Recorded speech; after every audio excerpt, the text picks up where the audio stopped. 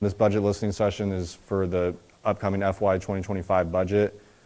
First, we'll do some staff introductions. I'm Josh McInerney.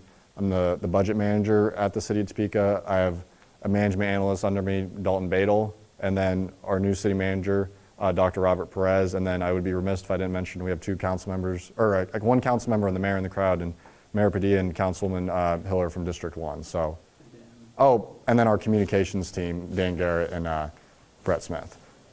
So jumping into things, we, just to get the juices flowing, I guess, and we'll keep this short to a minimum because we're going to do a Q&A at the end. So just a couple of people from the crowd. So what do you think of when you hear the word budget? Any volunteers?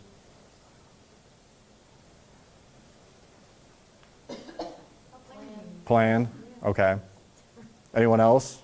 The amount of money anticipated needed to conduct business. Gotcha. And then what is something you wish you had a better understanding of in regard to the City of Topeka's finances? Maybe something you don't know now that you wish you knew better of. How we are reinvesting into the community. Okay. Especially the disenfranchised community. There's a lot of people who need a lot of help. So what are we doing to offer them services? Gotcha. Anybody else?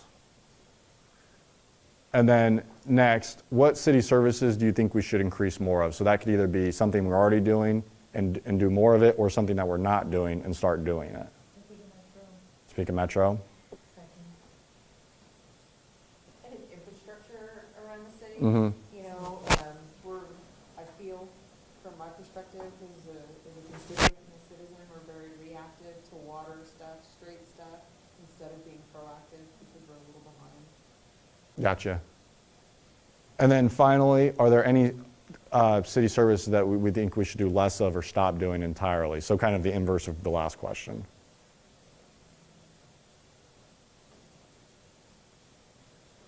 Yeah, as far as we've taken our code compliance and turned into an HOA, we should stop doing that and do something more about health and safety. For example, spraying for mosquitoes. Kansas Department of Health and Environment has issued a notice statewide about the West Nile virus. West Nile virus, 1 out of 100 people get it, they're going to have brain damage. We should be baiting for rats. We used to do that 25 years ago. There's not one employee in Topeka that can throw poison down to a sewer line. Gotcha. All right, so getting into it. So why do we budget? So the city, obviously like a private business, has finite resources coming in every year. So we have a set top amount of revenue, and then we have to allocate that revenue towards expenses in the form of personnel, contractual services, and commodities in which we buy from the city. So like one of the gentlemen said earlier, we have to plan in advance on how much revenue we have and whether or not the services we provide can fit under that revenue threshold.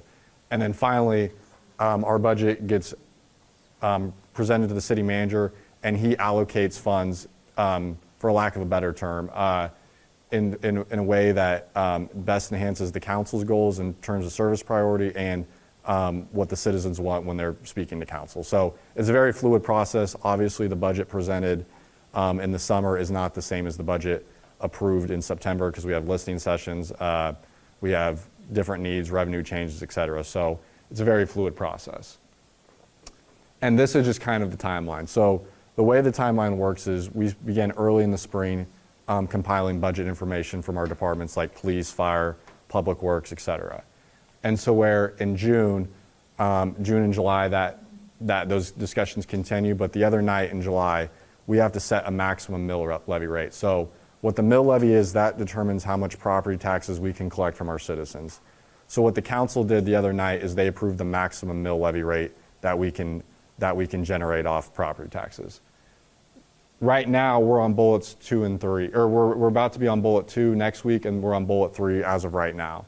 And then in August and in late July, we have budget meetings every Tuesday night at the council, giving a high-level overview of how we're tracking financially, and then departments go into to their service request and what have been challenges within their budget, given the resources they have, what they can do more of, what are ramifications of cutting their budget, et cetera. And then finally, in our September 10th meeting, that's when the true mill levy is set. And when that mill levy is set, we know, a property tax owner would know how much in theory they're going to pay for the next property tax year. So obviously, it's a long process. Councilman Hiller and Mayor Padilla have been through a lot of them, and they'll tell you it's a very long and arduous process, but I think it's very rewarding at the end. Okay, so this is an important slide. So this is a summary of tax breakdown for a $150,000 property. Now, the county has a really good website. If you search your property, you can see where all your property taxes are going to in the variety of tax entities. So it could be a case where your property tax bill goes up, but that could be not just from the city, that could be based off the other entities that you pay into. So there's several entities. If you let's say you live in District 1, you'd pay Washburn University, a portion of your property taxes go to them, a portion of your property taxes go to the library, the school district, Shawnee County, the city of Topeka, et cetera. So just because your property tax bill goes up, that doesn't mean it's necessarily it's due from the city. It could be the other entities, or your property tax valuation could have just gone up. So a key thing of note, the city's current mill levy is 36.952. Now, if that were adjusted for this property, that's appraised at $150,000, each plus or minus 1 mil, if we added a mil, the property owner would pay $17 more. If it went down a mil, they'd pay 17 and a quarter less dollars. So it's important to keep in mind there's a calculation for this, and this is where your money goes when you pay your property tax bill every year. So this is just that formula. We thought it was important to include, so when you get your appraised value for this year, you can use this slide to plug it in and see the difference of if each one of these entities kept their mill levy the same, which if they did, it's 149.644. You could plug it into this formula and calculate how much in theory your property taxes would go up by. Now usually, go ahead, ma'am. Question, on the previous screen, USD 501 has an asterisk up there. What's that? Yeah, the reason that's an asterisk, if you don't live in USD 501, you're going to pay so if you live in like Washburn School District, yeah. So that's what, sorry, good point on that. But then, yeah, this formula, you can calculate your tax bill. So this is a handy tool to see how much plus or minus your taxes on property are going to be for the year. So getting into the revenue side of things. So the main ways the city generates revenue are through, like I said, property taxes, sales tax when you go to the store, and then collections from when utility companies that we don't have operate in our right of way in the form of franchise fees. And then finally, your water bill, stormwater bill. That's the main way the city generates revenue to fund services like police, fire, water, wastewater, et cetera. Now, there's two major, when we talk about the budget, there's one major bucket, and that's the general fund. So the general fund is where we fund police, fire, public works, and some of our administrative services like finance, HR, legal, et cetera. Some of those services that help provide support for those larger businesses. Now, the way the money goes into the general fund is primarily property taxes, sales tax, and franchise fees. Those are the big three, for lack of a better term, and that's greatly on how the city's revenue is derived. And really, the only mechanism which the city can control its revenue at a material level is through property taxes. Now, we can raise permitting fees and some of those other fees for service a little bit, but since that's such a small percentage, that's not as huge as impact as compared to the other lever we have. So, and then our total 2024 budgeted revenue was about $115 million. Finally, there's the citywide breakdown. So as you can see, when we throw in our water bills, our wastewater bills, our stormwater bills, those prior big three that I talked about in sales tax, property tax, and franchise fees shrunk down quite a bit. So our utilities are things we take for granted. Those are the things you don't see.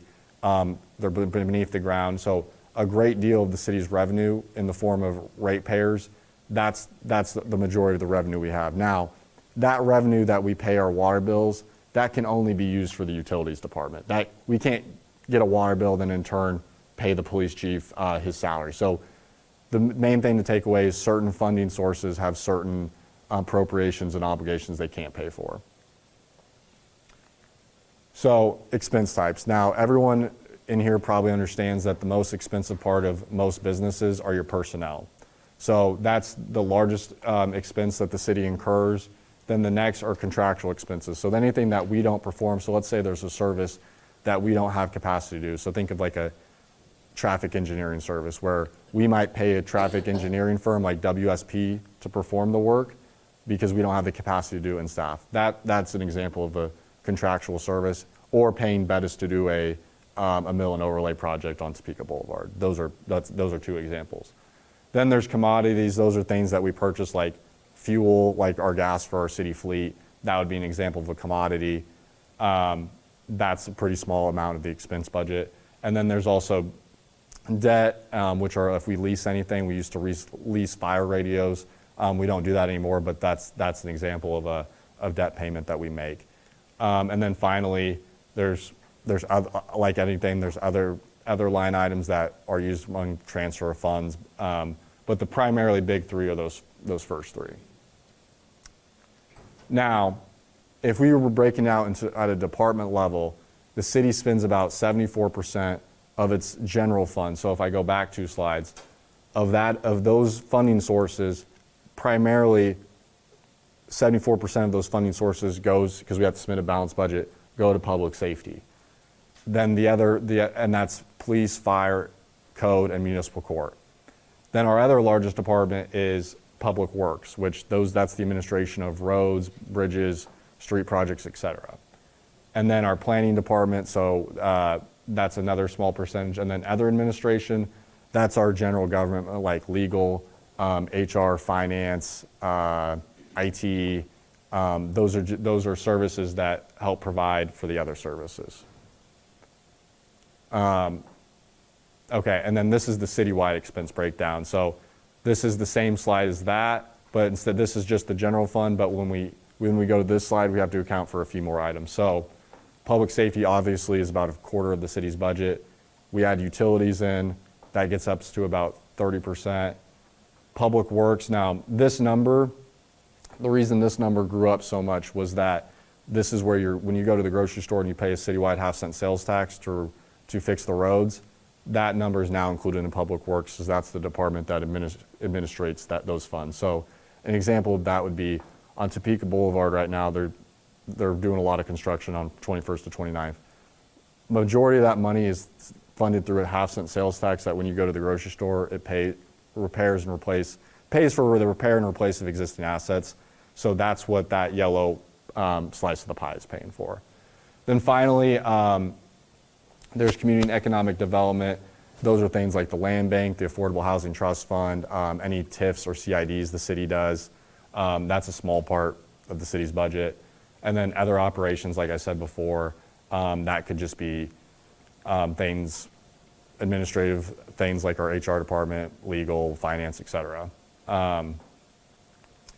And then now I guess we're at the Q&A portion of the presentation. So we're going to stop recording pretty soon, and then we'll open the questions up to the audience. I know I kind of went a little fast. Usually it's a little more interactive, but this is the point where and we can go back to any questions you guys had slides on, but this is fairly interactive and we can kind of get into details a little bit. So, any questions?